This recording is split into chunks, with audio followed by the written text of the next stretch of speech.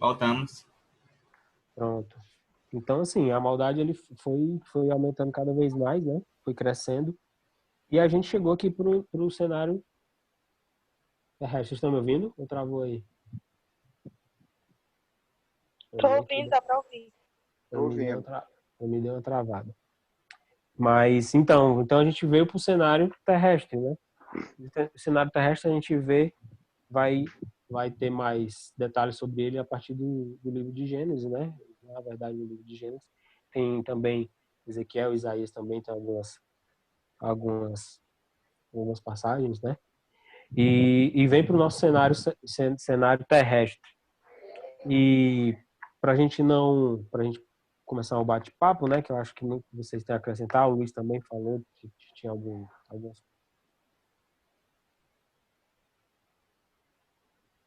iniciar um bate-papo, para não ficar só falando. No cenário terrestre, é interessante a gente saber que desde o início de tudo isso que a gente visualizou, né, tinha um plano, né, o plano da salvação, por amor a nós, né, porque nós somos personagens desse roteiro, digamos, desse filme, né, filme real, e existe um plano para todo esse filme. Então, assim, a gente sabe como ele começou, né? Tem uma ideia de como ele começou e sabe como que ele vai acabar, tendo uma ideia também de como que ele vai acabar. Então, nós como personagens, sabendo de tudo isso, sabendo que tem um plano e entendendo que o pecado ele está presente na vida das pessoas, né? De todos nós, que nós somos tentados pelo pecado constantemente e que Lúcifer, o pioneiro do pecado no mundo, né, no universo, a maior vontade dele é nos destruir, que é atacando nós, ele ataca diretamente a Deus, ele não tem mais acesso ao céu, então ele não pode mais fazer nenhum tipo de ataque direto, celestialmente falando, né, nessa visão cósmica aí, digamos assim, a Cristo, né? Então, as oportunidades que teve ele já passou, né? Então, ele chegou a ter alguns encontros com Jesus novamente, né? Se a gente prolongar, a gente vai ver isso. E tem um fato que ocorreu, que é interessante a gente saber, que até o professor Sérgio Monteiro ele falou na live, na nossa reunião de sábado, que eu até queria comentar isso, é que Satanás ele foi o primeiro a pecar contra o Espírito Santo. Foi o primeiro a pecar contra a divindade de Deus, né? O pecado qual a gente sabe que ele é imperdoável. Não imperdoável porque Deus não gostaria até de perdoar, talvez, mas porque tal pecado faz com que o homem perca, o homem ou até os anjos, né, percam a sensibilidade de reconhecer Deus como Todo-Poderoso, Jesus Cristo como Deus, como Salvador, como autoridade, como Deus, né? E também o próprio Espírito Santo. Então, Satanás ele foi o primeiro a ter esse pecado. E entendendo que Satanás foi o primeiro a pecar contra o Espírito Santo, sabendo disso, o inimigo ele ataca fervorosamente a pessoa, digamos assim, do Espírito Santo, certo? Então, a gente está nos eventos finais deste mundo, e a gente vê cada vez mais pessoas duvidando da divindade de Cristo e do próprio Espírito Santo, né? Duvidando da divindade do Espírito Santo e duvidando da divindade de Jesus, né? Então, Satanás, sabendo disso, ele ataca fervorosamente nesse ponto. Porque ele sabe que se nós duvidarmos da divindade de Cristo, se nós duvidarmos da divindade do Espírito Santo, a gente vai estar pecando contra o Espírito, assim como ele pegou contra o Espírito. Então, vai aumentar cada vez mais aquelas pessoas que a gente conhece, que a gente vê, que a gente convive. Eu conheço vários, na verdade, que não acreditam, né, na Trindade, né? Então, assim, gente, é importante a gente ter essa consciência. Eu já fui, digamos assim, apresentado a doutrina, né, de não acreditar na Trindade. Então, me passaram materiais, né? Então, assim, cada vez mais, né? Cada vez mais vai estar presente esse tipo de coisa dentro da igreja, porque não é nada mais, nada menos do que uma arma de Satanás para poder fazer com que o homem seja destruído, para que o homem não tenha a, a salvação. Porque ele sabe muito mais do que nós, né? Ele conhece o pecado por ter originado nele muito mais do que nós. Ele Posso sabe fazer uma exatamente. pergunta? Pode, lança. Como é que a gente explica a Trindade? Eu não vou falar nem do Espírito Santo, mas como é que eu explico Jesus lá no céu como Deus? Ele é feito da mesma matéria que Deus, mas é menor do que Deus. Por que que Satanás foi logo em cima de Jesus, assim, não foi em cima de Deus? Vocês entendem a pergunta? Eu entendi. Oi? Mais ou menos. Como, Caio, continue. Porque Jesus é uma, ele estava só. Eu entendi a pergunta. É porque, assim, Jesus, ele é a revelação de Deus, né? Isso vai falar lá em João, logo no primeiro capítulo. E ele é a revelação divina, né? É o Deus encarnado, né? Mas antes da criação dos anjos, né? Antes da criação dos anjos, Jesus, ele toma a forma de anjo, né? Conhecido como Miguel. E depois ele cria os anjos. E no começo da reunião aqui, o Judá falou que logo no início, né, quando Satanás começa a sentir inveja, ele sente inveja de Jesus, porque ele pergunta por que Jesus é exaltado e ele não, né? Por que nossa, agora me fugiu da mente. Por que Jesus foi atacado? Não, como é que eu explico que Jesus é Deus? A própria Bíblia, ela mostra que Jesus é Deus, né? A gente vê ali em João 1:1, no princípio era a palavra, e a palavra estava com Deus, e a palavra era Deus. Logo no primeiro versículo da Bíblia, a gente vê a questão da Trindade, né? Quando se a gente for olhar no hebraico, ele coloca Deus como Elohim, que significa deuses, né? Tá no plural, mas a frase continua no singular, representando Deus. Na criação do homem também, ele diz assim, façamos o homem a nossa imagem, né? Ele não diz, faça o homem a minha imagem, ele faz, façamos o homem. Então, a gente vê, assim, várias referências de que tanto Jesus como o Espírito Santo são Deus no mesmo nível. Ao longo da Bíblia, a gente vai vendo que eles têm atuação diferente, mas que eles são a mesma pessoa. Tem o mesmo pensamento. Isso. E na história da redenção, o do Trajan está perguntando aonde é que a gente está situado, que ele teve que sair. A gente estava lá na visão celestial da queda, né? E o Lucas aí explicou. E agora a gente veio para a Terra e aí a gente já tá concluindo, né? E aí deixa eu só ler aqui no Espírito de Profecia, na história da redenção, Deus fala, Deus diz assim, que Jesus deveria ser considerado, ele estava falando no céu para os anjos, que deveria ser considerado igual a ele. Igual. Assim que em qualquer lugar que estivesse perante seu filho, isto valeria pela sua própria presença. A palavra do filho deveria ser obedecida tão prontamente como a palavra do pai. Seu filho foi por ele investido com autoridade para comandar as hostes celestiais. Então, aqui o Espírito de Profecia, ele é claro, né? Então, Deus, Jesus, ele é Deus, né? Ele é Deus.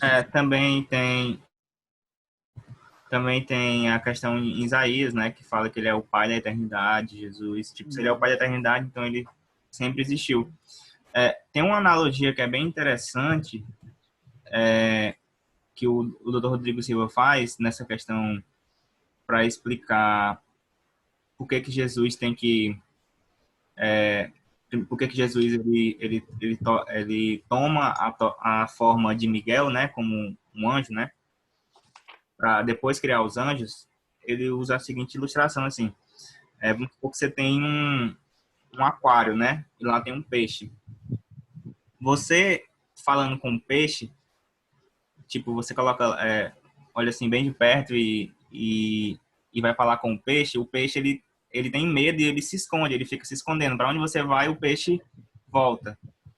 Para você conseguir falar com o peixe de uma forma que ele não se esconda, é só você ser um outro peixe. Então, Deus, quando ele vai criar os anjos no céu, ele toma a forma primeiro de um anjo, para depois criar os outros, para que quando eles forem falar, eles não sentirem medo de Deus, entendeu? Isso não diminui a divindade dele, mas é uma forma de ele se aproximar da criação dele sem impor medo. Daniel levantou a mão. E aí, Iravi? Assim, do que o Roxo me citou aí, o Lucas, a pergunta é correlacionada à Trindade, né? Que inclusive o Judá citou também, né? Sim. É isso? A divindade de Jesus e do próprio Espírito Santo, né? Pronto. Foi bom, assim, o ponto que o Marcelo tocou e tá correto, tá associado, a ideia é essa mesmo. Por quê? Quando se fala de Jesus Cristo, né, a segunda pessoa da divindade, o conceito, né, vou colocar assim no conceito, tentando explicar por ideias, certo? Isso está associado um dos primeiros títulos de Cristo, que é Emanuel, certo? Emanuel. A ideia de Emanuel, né, todo o nome, todo o título que se apresenta na língua hebraica, ele tem um significado. A palavra Emanuel, né, Immanuel, significa o quê? Immanuel, eu não sei se a minha voz está cortando muito aí, porque também aqui em casa o pessoal está correndo de um lado para outro, faz muito barulho, mas eu espero que esteja dando para entender aí, né? Sim. Se não estiver cortando, vocês me avisem aí. Immanuel significa Deus no meio de nós. Deus no meio de nós. João, ele se utiliza desse título para mostrar como Deus se materializou, tomou forma humana para viver entre os seres humanos. Só que o título Emmanuel, ele precede a existência carnal de Cristo, né? No caso, a metamorfização de Cristo em ser humano, certo? Por quê? Porque Cristo já era Emmanuel, ou Emmanuel, nos céus. Cristo já era Emmanuel nos céus. Esse já era o título angelical que ele tinha. Por quê? A segunda pessoa da divindade é aquela que é encarregada de entrar em contato com as criaturas, dentro da Trindade, né? O Pai e o Espírito Santo, eles entram em contato com as demais criaturas por meio da segunda. Aqui na Terra, quando a segunda ascendeu aos céus, a terceira é que ficou encarregada disso. Por quê? Porque Deus é um Deus que gosta de... Deus é um Deus, quando eu digo que gosta, Deus é um Deus que procura manter comunhão, né? Procura ter contato com os seres que ele cria. Nos céus, a segunda pessoa da divindade é que foi encarregada disso. Então, como é que ela fazia, vamos dizer assim, como é que ele entrava, de fato, em contato com os seres angelicais? Como disse o Cello, ele assumia a forma de um. Resumidamente era isso, ele assumia a forma de um, certo? Cristo assumia a forma de Miguel, né? Mihail, ou Michael, né?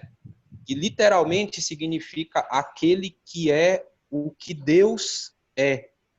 Aquele que é o que Deus é.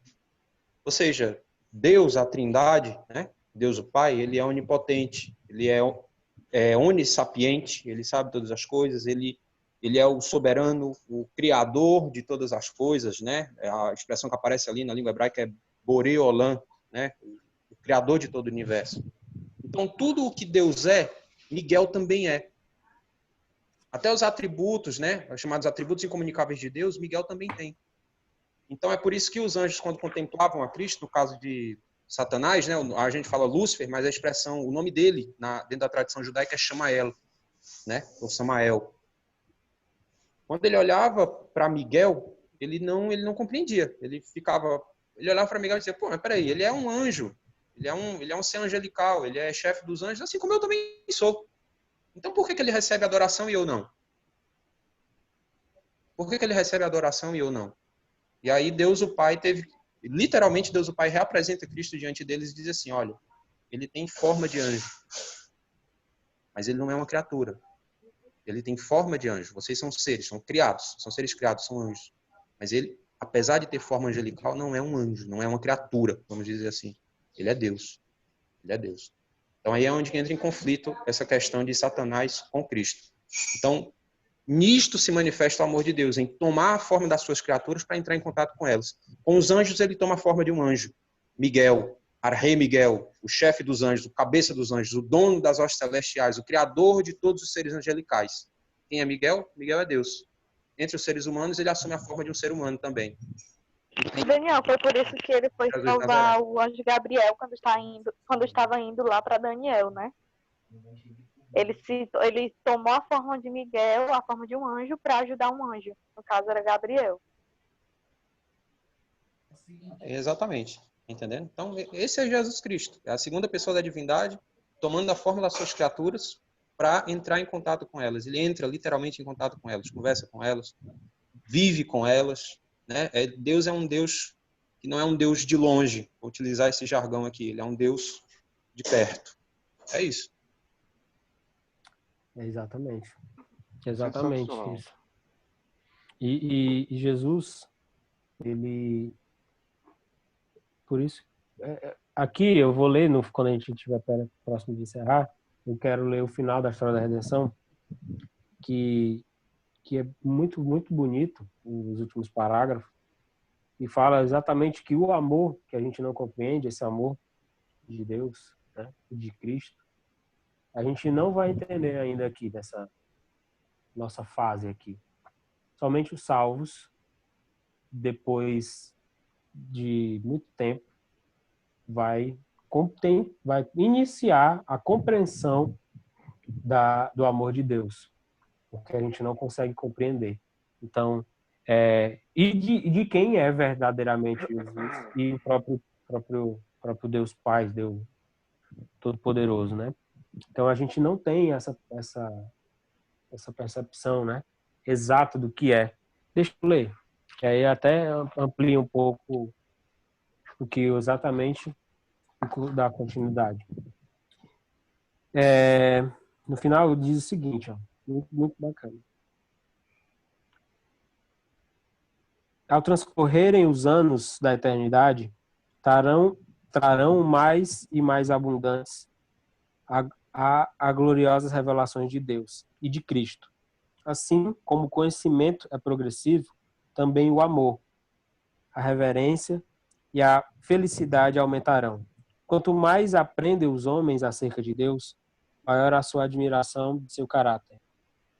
Ao revelar-se-lhes Jesus, as riquezas de toda a redenção e estupendos feitos do grande conflito com Satanás, a alma dos resgatados fremirá com mais fervorosa devoção, e com mais arrebatadora alegria dedilharão as harpas de ouro, e milhares de milhares e milhões de vozes se unem para avolumar o potente coro de louvor celestial. E aí diz assim, ó, ali mentes imortais estudarão com deleite, que jamais se fatigará. As maravilhas do poder do Criador, os mistérios do amor que redime, serão estudados. Ali não haverá nenhum adversário cruel, enganador, para nos tentar ao esquecimento de Deus. Todas as faculdades se desenvolverão, ampliar-se-ão todas as capacidades. A aquisição de conhecimento não cansará. O espírito nem esgotará as energias. Ali, os mais grandiosos empreendimentos poderão ser elevados avante alcançadas as mais elevadas aspirações, as mais altas ambições realizadas, e surgirão ainda novas alturas a atingir, novas maravilhas a admirar, novas verdades e compreender novos objetivos e a aguçar as faculdades do espírito, da alma e do corpo. Amém. Amém. Né? Então, assim, muita coisa. Então, quando eu li isso aqui, eu falei, vixe, eu não sei de nada. Não sei de nada, porque o que a gente sabe aqui é o necessário para a gente ter a nossa salvação, né? É o necessário. Então, Deus permitiu, né? Nos deu todas as ferramentas, nos deu a oportunidade, nos mostra, nos guia, nos conduz através de Cristo, quando subiu aos céus, depois da sua ressurreição, deixou o Consolador aqui entre nós, que é o Espírito Santo, e através disso a gente tem a possibilidade de nos sentir conectados com Deus, né? Através do sacrifício de Jesus na cruz, de aceitar esse sacrifício, né? Por causa disso, do Deus Jesus, aquele mesmo Deus lá no início, que veio como homem e sofreu na cruz, né? Então, por causa disso, a gente tem essa possibilidade de entender, de aprender, de buscar um pouco mais, melhorar as nossas faculdades espirituais, para que a semente que Satanás quer colocar no nosso coração, que ela não venha frutificar, entendeu? Então, a gente precisa compreender que existe um conflito, que é o ponto final, onde eu queria chegar. A gente ficou muito tempo na visão celestial para o que eu queria dizer, que existe um conflito muito mais do que a gente consegue imaginar na criação da Terra, né? Que a gente sabe. Então, esse conflito é muito maior, tem âmbitos de universo, entendeu? E então, assim, a gente precisa colocar, olha, eu faço parte desse conflito. Vestir a nossa armadura de guerra mesmo, entendeu? A gente está nos momentos finais deste mundo. Cada um vai ser julgado de acordo com a sua luz, com aquilo que você sabe, com aquilo que você teve a oportunidade e negligenciou ou não. Então, é mais ou menos isso, é a reflexão. E aí eu queria abrir aí, que vocês abrissem os microfones. Luiz, o que é que tu tinha dito que tinha para falar, que foi que tu conseguiu aí? Só uma pergunta, João, a gente tem quantos minutos ainda de reunião? Cara, não sei. Então vai ser voado. Deve ser mais de 20. Pronto. Não, mas vai ser voado. Galera, é só para trazer um olhar mais prático, né? Não se tornar um conjunto de conhecimentos, mas para a gente poder aplicar um pouco melhor na nossa vida, né? Tem uma coisa bem interessante, lá no Verdade sobre os Anjos. As citações agora são do Verdade sobre os Anjos, dos capítulos, acho que 4 e 5. Diz assim, na página 26. Deus o fez, a Lúcifer, bom e formoso, tão semelhante quanto possível a si próprio. Então a gente vê esse estado inicial de Lúcifer, é um estado de uma glória plena, aquilo que Deus queria que Lúcifer fosse. O problema é que o que foi que aconteceu com Lúcifer, né? O que foi que aconteceu com ele? Contudo, pouco a pouco, começou ele a procurar sua própria honra e a empregar suas faculdades para atrair atenção e obter louvor para si mesmo. Gradualmente também conduziu os anjos, sobre os quais presidia, a lhe prestarem serviço, em vez de devotarem todas as suas energias ao serviço do Criador. Olha que coisa importante. Pouco a pouco, Lúcifer veio a condescender com o desejo de exaltação própria. Se bem que toda a sua glória proviesse de Deus, este poderoso anjo veio a considerá-la como pertencente a si próprio. Né? Exatamente aquilo que Deus vai falar, lá em Isaías 14, de Lúcifer falar assim, ó, eu subirei ao céu, acima das estrelas de Deus exaltarei o meu trono, e no monte da congregação me assentarei nas extremidades do norte. Subirei acima das mais altas nuvens e serei semelhante ao Altíssimo. Então, o grande pecado que Lúcifer cometeu, né, e se vocês olharem nos comentários, é exatamente isso que a Amanda falou. Ó, o pecado consiste no egoísmo. Né? Então, Lúcifer, ele teve justamente esse sentimento de exaltação própria. Né? A glória que Deus deu a ele fez esse questionamento. Peraí, Deus me deu? Então agora é meu. Sendo assim, e é isso que ele vai pregar para os anjos, tem mais para frente no livro, a gente pode ser autossuficiente. A gente não precisa de Deus. Porque a gente tem glória, a gente tem vida, a gente tem sabedoria, e a gente pode se sustentar com isso que a gente já tem. Então Deus não é mais necessário. É isso que ele apresenta para os anjos. Só que acontece, depois que ele é expulso do céu, acontece um negócio assim terrível. Né? Vai dizer aqui também, no Verdade sobre os Anjos, o seguinte, né? Vou só encontrar aqui, pronto. Satanás ficou perplexo diante de sua nova condição. Fora-se a sua felicidade. Contemplou os anjos que, como ele, uma vez haviam sido tão felizes, mas agora achavam-se fora do céu. Tudo parecia modificado. Na página 46 do Verdade sobre os Anjos. E o que acontece? O grande problema é que a gente olha para Satanás, né? E a gente pensa assim, não. Ele pensou isso porque ele é um inimigo, ele é um enganador. Mas é claro que a gente não vai pensar uma coisa dessas, né? Pelo amor de Deus. Só que o que acontece? Do mesmo jeito que Satanás, ele imaginou que pudesse ter alguma virtude fora de Deus, e por isso achou que era autossuficiente, que a sua sabedoria era suficiente, que a sua glória era suficiente, né? Que ele era suficiente sem Deus, vai dizer assim na página 56 do mesmo livro. Eva comeu, né? Falando aqui do fruto proibido. Eva comeu e imaginou estar experimentando as sensações de uma vida nova e mais exaltada. Não percebeu nenhum efeito adverso, nada que pudesse ser interpretado como significando morte, e sim, conforme assegura a serpente, uma prazerosa sensação que ela imaginou ser a mesma experimentada pelos anjos. Um pouco mais para frente, quando Adão come, vai dizer assim, ó, exprimia maior amor para com ele do que antes. Nenhum sinal de morte aparecia nela, e ele decidiu afrontar as consequências. Tomou o fruto e comeu rapidamente. Depois da sua transgressão, Adão, a princípio, imaginou-se passando para uma condição mais elevada de existência, mas logo o pensamento de pecado o encheu de terror. O ar que até ali havia sido uma temperatura menos uniforme parecia resfriar o culposo par.